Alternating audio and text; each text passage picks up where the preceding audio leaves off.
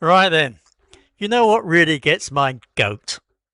Sitting in a dusty Isaan noodle shop, watching some sunburnt bloke in a singlet lecture a Thai official about democratic transparency, while simultaneously trying to order a full English breakfast at 3:30 in the afternoon.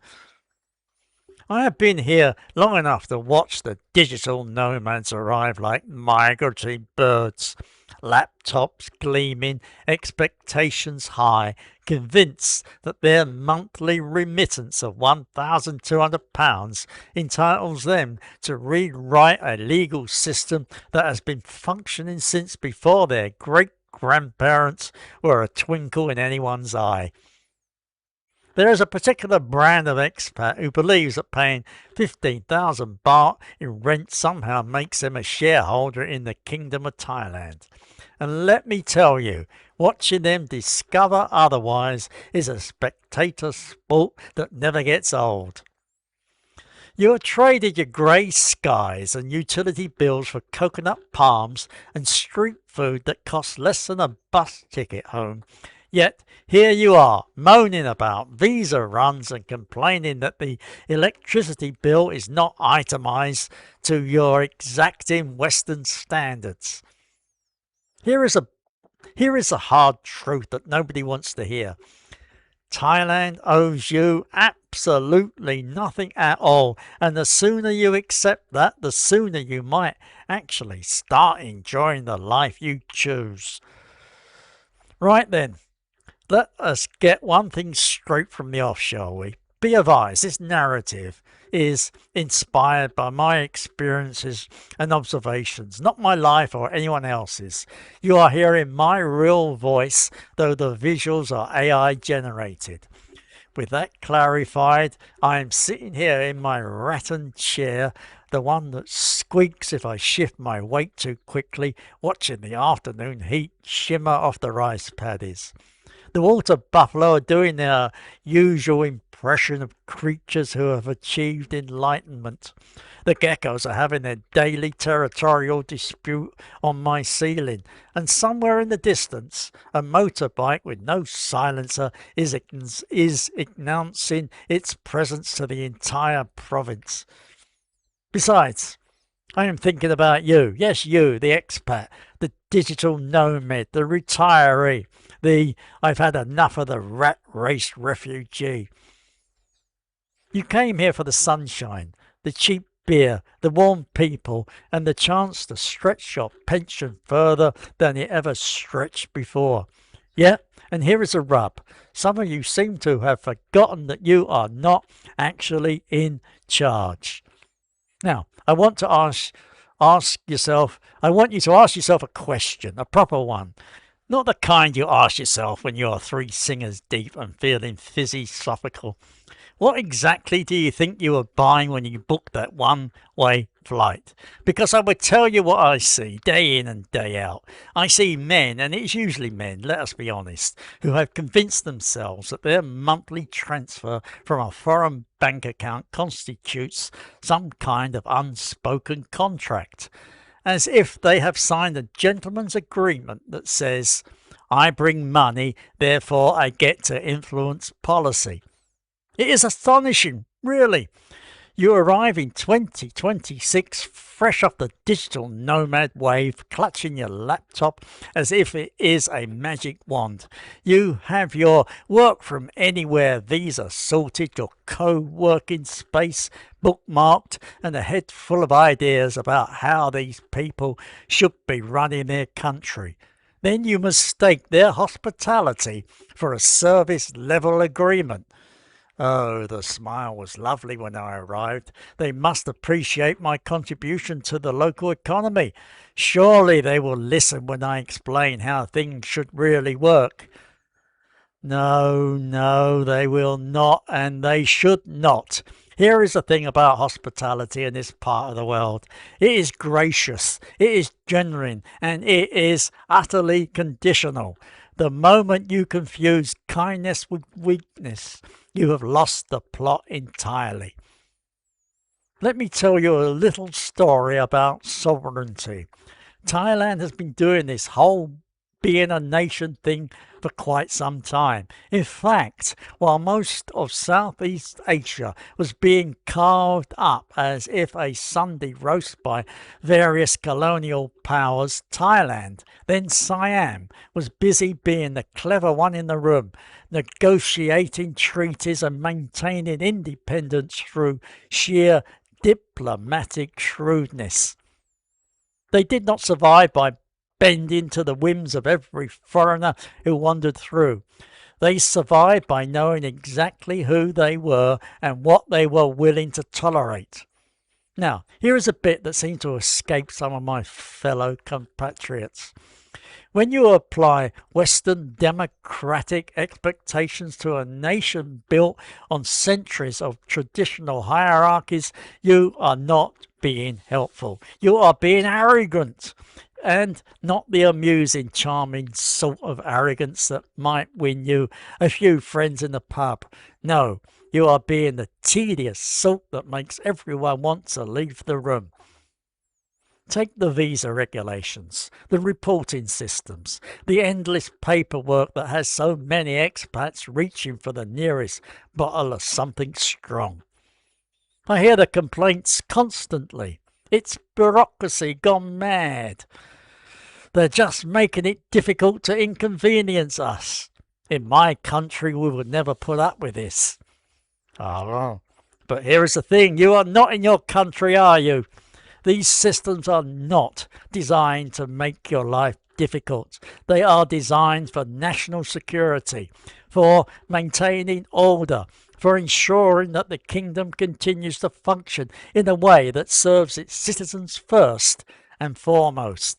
Besides, that is where the hard truth really hits, is it not?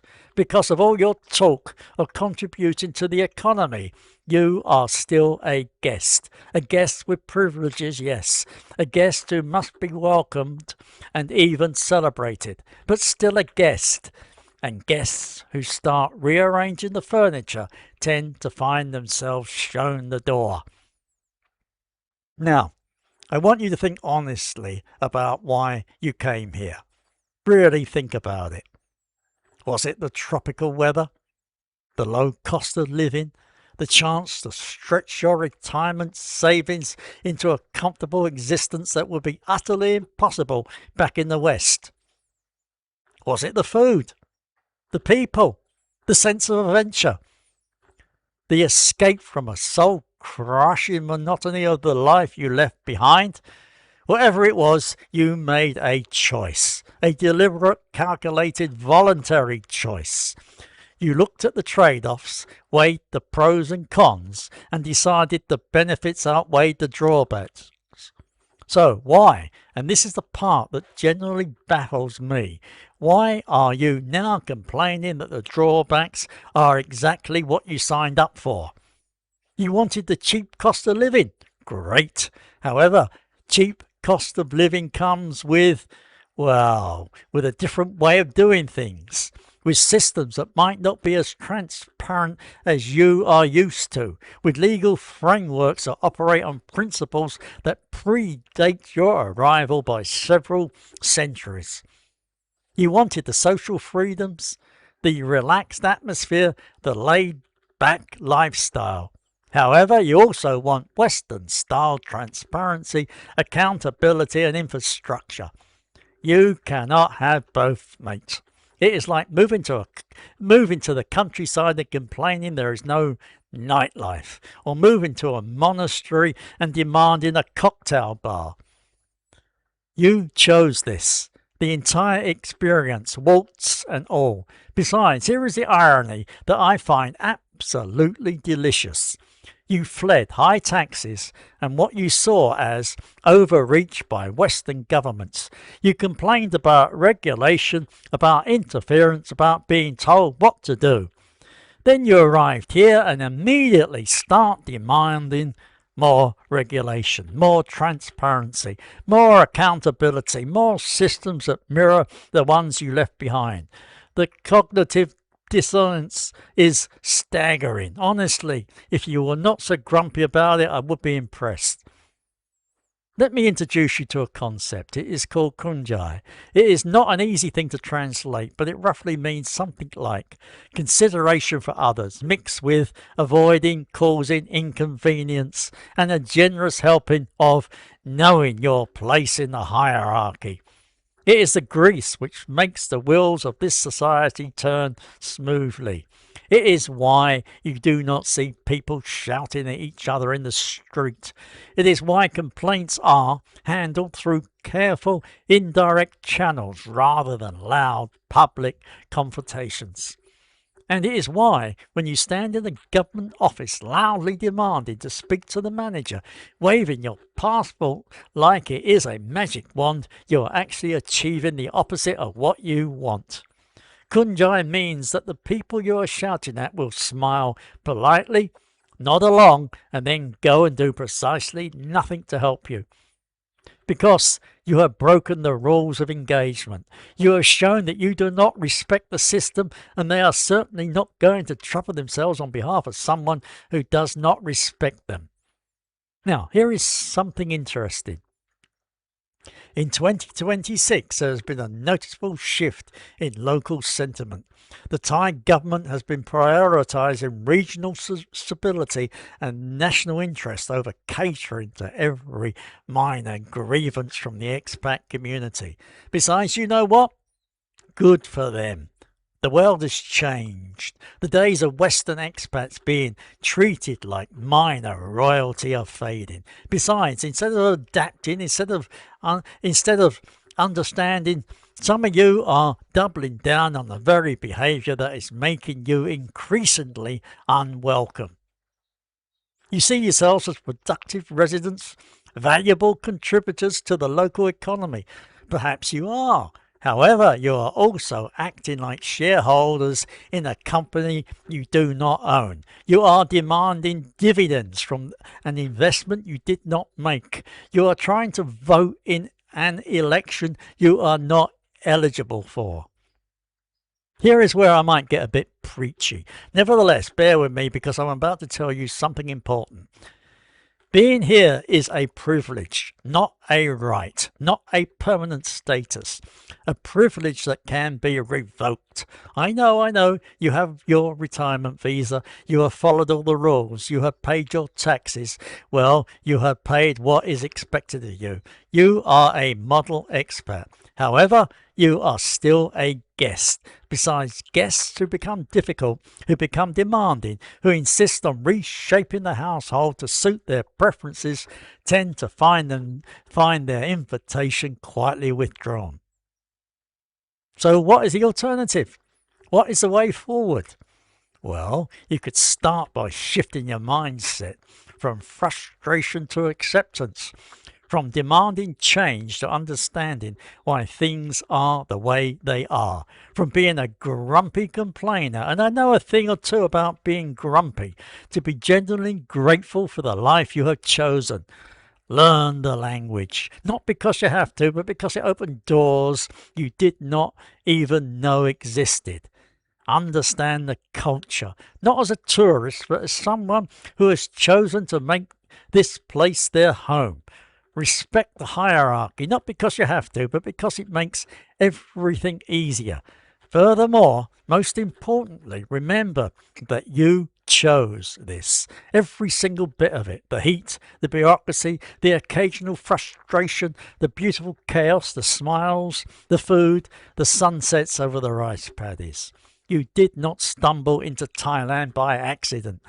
You made a decision, a conscious, deliberate decision to trade one life for another. Oh, hang on, is that?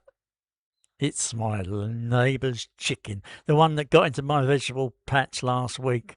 I thought we had resolved that situation. I specifically told him, well, I smiled and nodded and then muttered under my breath, which is essentially the same thing in these parts.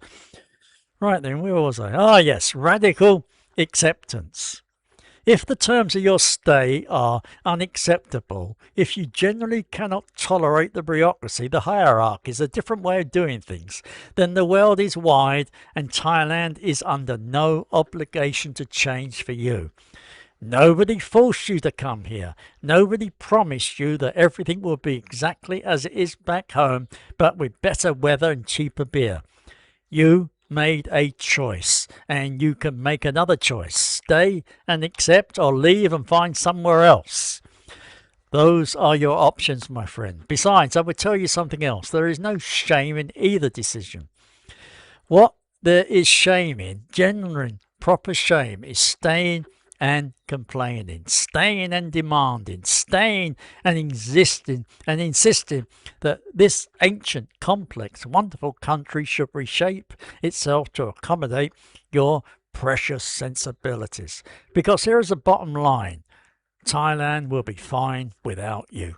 It was fine before you arrived, and it will be fine after you leave. The rice paddies will still shimmer in the afternoon heat. The water buffalo will still achieve their daily enlightenment. The geckos will still fight on my ceiling. And you, if you are wise, will learn to appreciate the privilege of being here, rather than railing against the fact that you cannot run the show. Therefore, here's my final thought for you, and I hope you would take it in the spirit it is intended, which is about 1 part wisdom, 2 parts grumpiness, and a generous splash of genuine affection for this maddening, beautiful, frustrating, wonderful country. The moment you stop comparing passports, stop counting your foreign currency as if it is a voting card, stop demanding that the world reshape itself to your preferences, that is the moment you actually start living the life you came here to find. The sky will still be blue, the beer will still be cold, the smiles will still be genuine, provided you have earned them. Besides, you might even find that the system, mysteriously and infuriating as it sometimes seems, actually works. Not the way it works back home. However, it works. What's more, you will learn to appreciate the particular poetry of a system that has been humming along for centuries, largely ignoring the complaints of sunburned foreigners who cannot quite figure out why their opinions do not matter. The truth is, and I say this with all the warmth I can muster, Thailand owes you nothing. You owe it gratitude, respect, and the basic decency of remembering that you are a guest. Now, if you'll excuse me, I have to go and have a strongly worded conversation with the chicken.